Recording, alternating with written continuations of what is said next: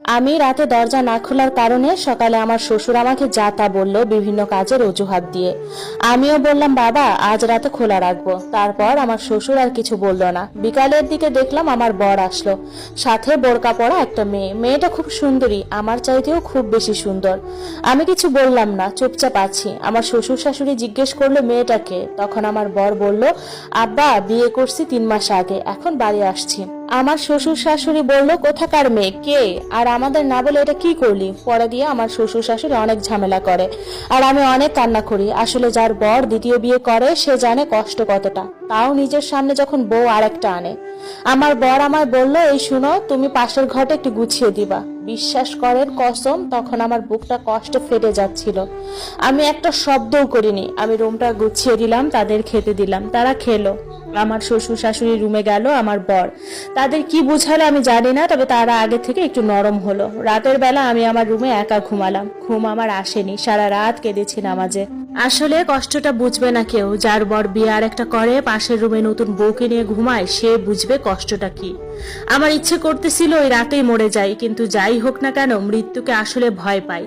সকালে উঠলাম 5টা বাজে। গ্রাম হওয়ায় বাথরুম বাহিরে। বাথরুমে যাওয়ার সময় দেখলাম আমার বরের দ্বিতীয় বউ গোসল করতেছে। তখন কলিজাটা ছিঁড়ে যাচ্ছিল। আমি আগুন দিলাম চুলায়, নাস্তা বানালাম, হাঁস মুরগিকে ছাড়লাম, খাবার দিলাম, উঠোন ঝাড়ু দিলাম। এগুলো করতে করতে সকাল 8টা বেজে গেল। কোনো কাজ করতে ইচ্ছে করছিল না, তাও করলাম। শাশুড়ি আমায় বলল ছেলের এমন করে, সমস্যা নাই। আমিও বললাম আপনার বর করলে বুঝতেন। আমার বর আর বরের দ্বিতীয় বউ উঠলো 10টা বাজে। নাস্তা টেবিলে দিলাম, কিন্তু কোনো কথা বললাম না। দুপুরের রান্না করলাম। দুপুরের দিকে আমার বর রান্নাঘরে এসে আমায় বলতেছে শোনো, আমি কখনো তোমায় অবহেলা করব না, তুমিও থাকো, মাসে 3 দিন তোমার কাছে যাব। আমি বললাম আপনার দরকার আর আমার জীবনে নেই, আপনি মারা গেছেন আমার জন্য। আর কিছু বললাম না। অনেক কাঁদলাম আর ভাবলাম গরিবের মেয়ে যাওয়ার তো কোনো জায়গা নেই, কই যাব। বাপ মায় তো 2টা খেতে দিতেও পারবে না, ঘরে ছোট ছোট ভাই বোন। নিজেকে নিজের সাথে যুদ্ধ করে বাঁচতে হবে। আমার শ্বশুর আমাকে সান্ত্বনা দিল। আমিও বললাম বাবা সমস্যা নাই, আপনি তো আছেন।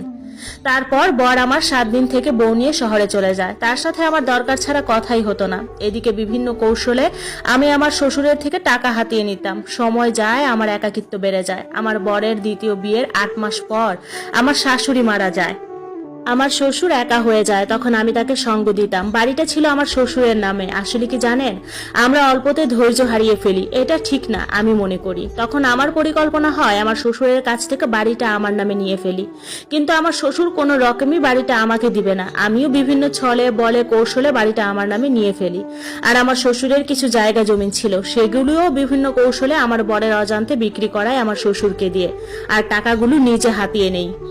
মোটামুটি প্রায় 20 লাখ টাকার মতো হাতিয়ে নেই। একটা কথা বলি, নিজের জীবন থেকে বলছি, বাঁচতে হলে বাঁচার মতো বাঁচবেন, কারোর জন্য মরবেন না। তবে যার জন্য নিজের জীবন শেষ করবেন, অবহেলা সহ্য করবেন, তাকে ছলে বলে কৌশলে শেষ করবেন, তার আগে নিজে শেষ হবেন না। আমার শ্বশুর আমার মোহে এত বিফোর হয়েছে যে সবসময় বলতো ওনাকে বিয়ে করতে, একটা বাচ্চা নিতে, কিন্তু আমি সবসময় এগুলো এড়িয়ে যাই। ঈদের ছুটিতে আমার বর তার বউকে নিয়ে বাড়ি আসে। বাড়ি আসার পর আমার বর আমায় বলে কি ব্যাপার, এত সুন্দর হয়ে যাচ্ছ। আমি বললাম তাহলে কি আপনার চিন্তায় মরে যাব। সে রাতে আমার বর আমায় কাছে চাইলো, আমি ধরা দিলাম না, রাতে দরজাও খুললাম না। বরের দ্বিতীয় বউ আমার সাথে কথা বলতে চাইলে আমি তেমন একটা কথা বলতাম না, রেধে বেড়ে তাদের খাওয়াতাম।